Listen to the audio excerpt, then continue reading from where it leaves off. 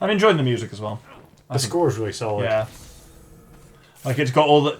Without sounding like it's obviously the theme from, you know, the Dark Knight or the animated series, it's got all the same kind of flavour. Yeah. Lots of big, dark... Bam, bam, Yeah. bam. And, yeah, it's very ploppy, low brass. I think in various places they do have bits and pieces from the animated show. Because, like, I mean... It's targeted exactly at that demographic, like 90s kids who were coming of age and were teenagers when this game was released in the first instance, and there's an awful lot of good stuff like that in it. And the voice cast is basically the same. Yes. So I'm kind of working almost on muscle Now memory. imagine if this had the Nemesis system, as nearly happened. Yeah. Yeah, I can't believe that was nearly a Batman game. Yeah, and it makes so much sense actually. Look at that landing, superhero landing. Yeah. We talked about this when we did the Lord of the Rings series. Yeah. Like, this would lend it... The Nemesis system would be great for a Batman game. Yeah, to have, like, some of these random guys you're fighting, like, have that develop into, like, their whole Nemesis thing and see them almost become a villain rather than, like, an orc. Like, it would be better to see a henchman rise rather than, like, Guthrak, pig fucker, or whoever. Yeah. Johnny Fast Guns. Yeah.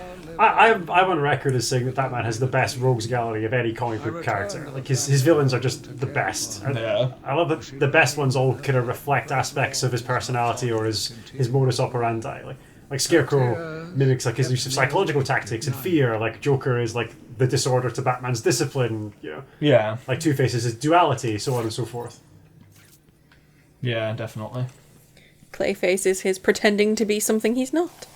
I did a bunch of reading about Clayface recently because like I quite like the character as well, but there's been like 6 Clayfaces and like they keep rebooting and like changing who he is and like. What's your favourite origin story for Clayface?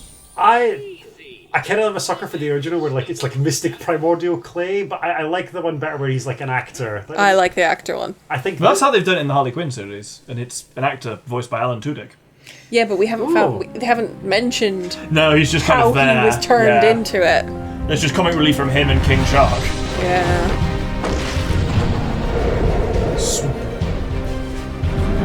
Also a rad cutscene, of course, the moon behind him.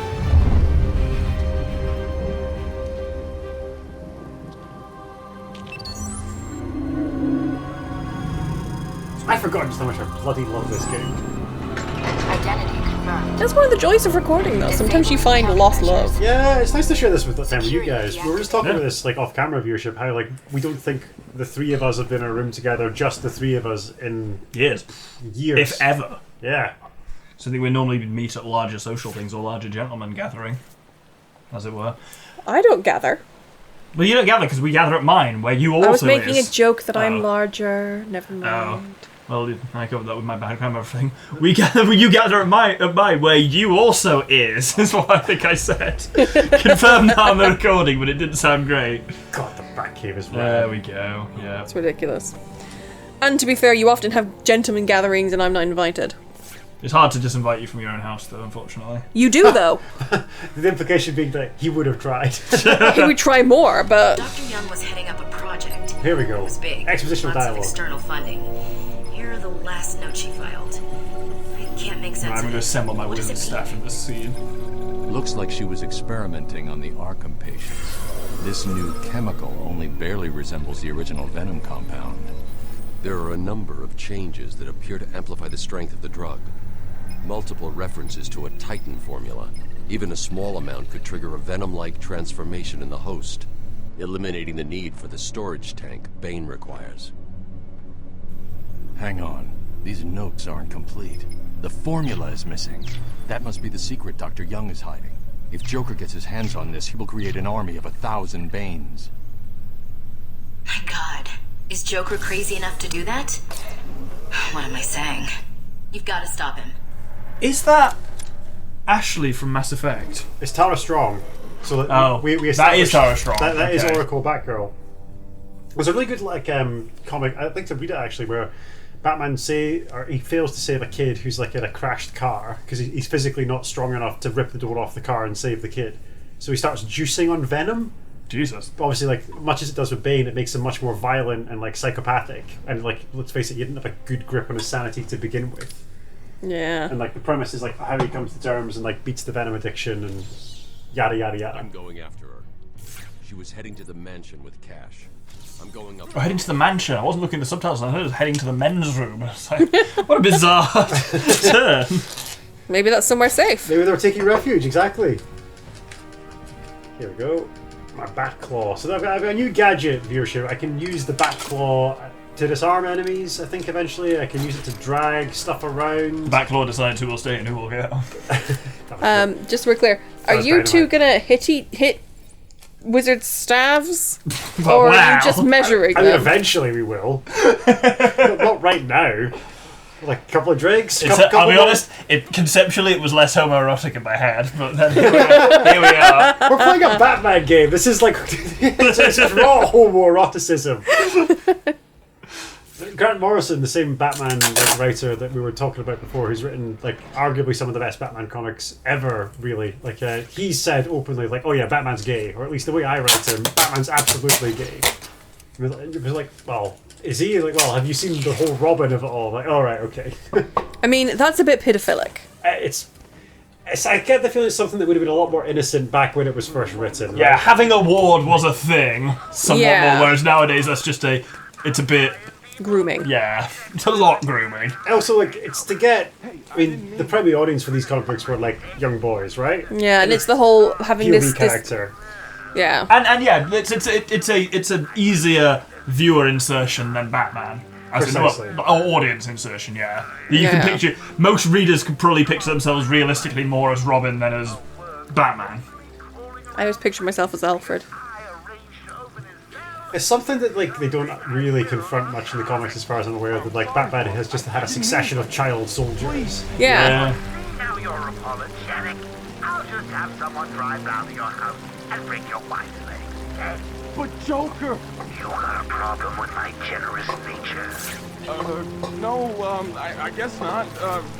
Thanks. Don't mention it.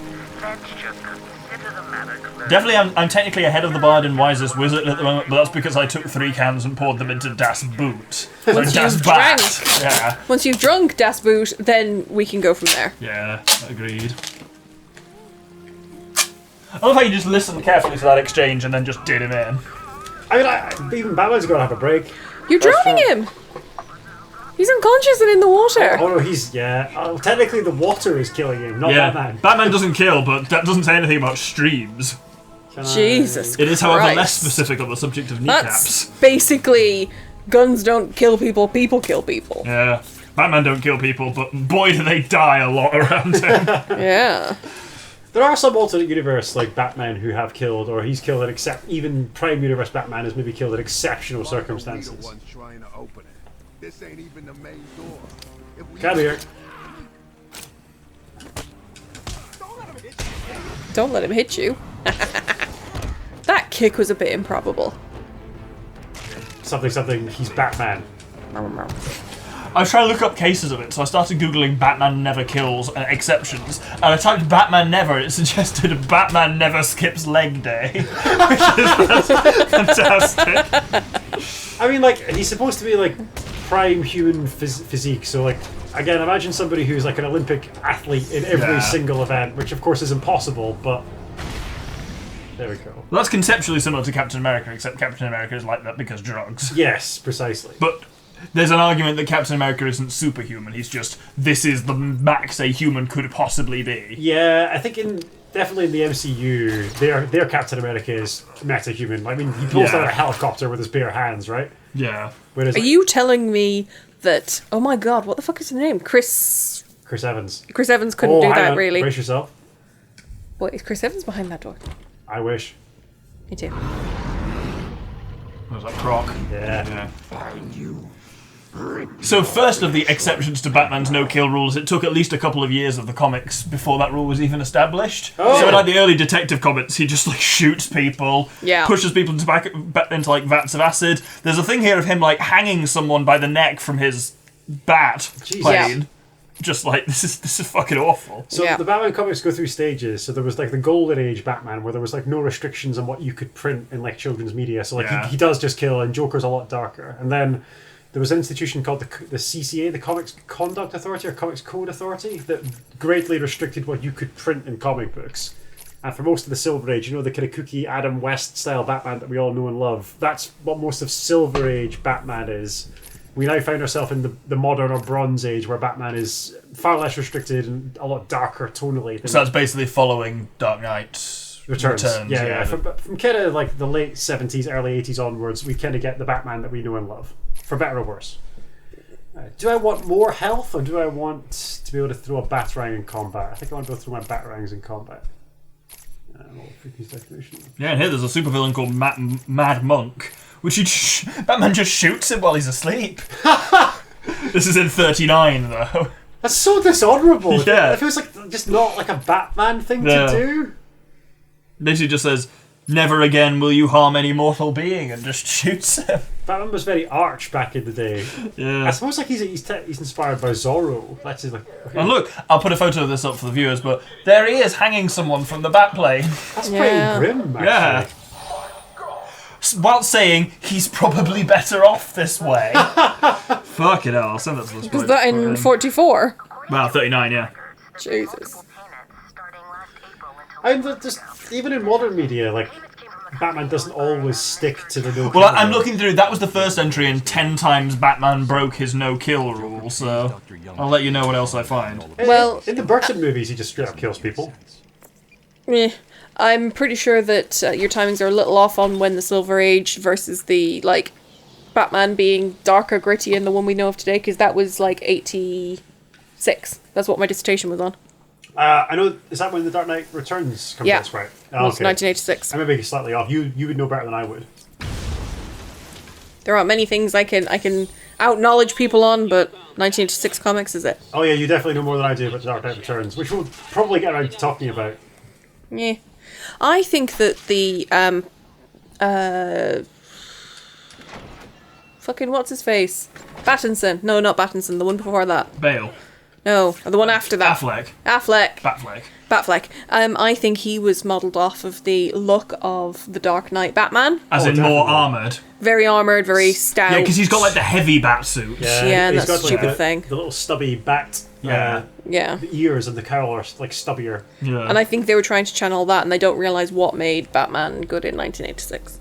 Yeah, I mean, like Zack Snyder, the guy who made the Batfleck movies, has gone on record as saying like The Dark Knight Returns is one of his favourite comics. Yeah. Which is fine. I mean, like, it's what he grew up with. I like it. But I clearly it has its place, but if what you take from that is everything should be 80s looking, you've not understood what made it good. Apparently it's... You'll probably have far more opinions on this than me because you both read it, but apparently it's ambiguous at the end of The Killing Joke about whether Batman murders the Joker. Yeah, it kind of fades out on the two of them sharing a joke and laughing together. So Yeah, he appears to reach out and strangle the Joker or even snap his neck. But it's an ambiguous ending of a previously non-canon story, so no one's sure if it counts. Yeah, it's always that he's got him by the neck rather than he's necessarily killed him. Whereas Dark Knight, spoiler warning, is famous because Batman lets Joker die. And he doesn't act to kill him, they fought, and they're both like lying there on the ground, and it's this thing of Joker says, "Aren't you going to call him back up? We're dying." And he goes, "No." He's like, "Come on, Bats, you can't let us die." And he just leaves it there. It's because that's the thing they address okay. in The Dark Knight, the film, where they're kind of like, where Batman also won't even let him die. Yes. Because it's not just the Batman won't break his code and kill, it's also the Joker makes the point that preserving life. And that they're two sides to the same thing. Batman is less of a thing without the Joker as the counterbalance. Yeah, the point I that think, Bale... what's the line? Ledger's, I think we're destined to do this forever. Yeah. But, like, of course, then Heath Ledger wasn't with us, which is a shame. Yeah, I kind of forget that his plot never really concludes in that film. They kind of left it open. There are some people who are really critical of the third Nolan film, the Dark Knight. Is that right? Rises? Rises, yeah. I don't like it. I've seen it maybe once or twice. I remember enjoying it, but I haven't seen it since it came out. I know a lot of people don't like it, and I mean, maybe I say this to yourself, Brett, but obviously this wasn't the way he wanted to conclude the trilogy, but he could never have predicted that, Heath Ledger wouldn't be around to see it to its conclusion, right? Yeah. Yeah. So right off the bat, like, you're doing the ultimate Batman film without his main antagonist. But in some ways, I think, like, part of me is like, what more and better, more importantly, could they have done with the Joker in a follow-up film? They kind of gave him a bloody good showing in that. They gave him a really film. good showing, but he is just this background, and what he does is he inspires other people. And I'm sorry, Well, that's where what the Gotham fuck is does. my Clayface film? Where's my Clayface film? Clayface is a fantastic that's- Bat-villain. You could do so much with it. Where's my Clayface film? That's what I liked about how they did the Joker very immediately, like early on in Gotham, where they did set him up not as this real character in his own right, but as the one who kind of like starts and inspires Others. Yeah. Where it's your man from Jedi Fallen Order. Yeah. I mean, spoiler. Oh, yeah. Is it confirmed that he is Joker? This is just a young Joker. No, he's it's never he's just truly. called Jerome or whatever. They never name him, but they don't. I don't think in Gotham they tend to name the character. Like they never call Cobblepot Penguin much. Right, Yeah, they do. Do they? Oh, Yeah. Because he's You didn't watch he's that tall far. and skinny in Gotham, isn't he? No, he is portrayed as being. And it's the way that he walks is what they He's like focus kind on. of club footy kind of deformed thing. I really liked his portrayal of Penguin. Like I really like his Your man Penguin. is very good. Your man's I must say. excellent. At some point I hate him, at some point I really like him. He's an excellent character. He's a surprisingly nuanced character. Like, Yeah. not that Danny DeVito's version is bad, but it's very, very different. There's a very, very good version of Penguin in the sequel to this game. He doesn't appear in this one, unfortunately, because he's off doing villain stuff elsewhere. So, like, there's a bunch of things that have happened in dialogue viewership, like we've not paid a lot of attention to, but it looks like Joker is funding Dr. Young's research into Or the Titan serum or whatever he was. yes, about, which yeah. makes her basically lets him create like an army of Banes. Oh, good. Oh, That's a bit of a anticlimax. I thought I could smash through that. I was wrong. Sue me. I wonder if we could. I think I can smash through that. I'm going to give it another go. A lot of these cases of where Batman breaks his no-killing rule are like alternative realities and non-canon. Like, because they're talking about the Batman who kills, who laughs even, and it's like, well, yeah, that's obviously different. And, quote, Batman kills Dracula during Red Rain to stop the vampire infection of Gotham City, though he himself was turned into a vampire and began killing his own rogues. Jesus Christ. Yeah, there's some wild shit in here. Also, your eyes all scarecrowy at the moment. It's just in detective vision, I think. Oh, okay, that's fine. No, I can't break through that. Yeah, you clearly... Can you... It's okay. Later on, I get like a super grapple that lets me drag down walls, but like I don't have such a weapon yet. And you can't gunge on it, I presume. No, I need to be able to stand on a flat surface to gunge. I've heard that before.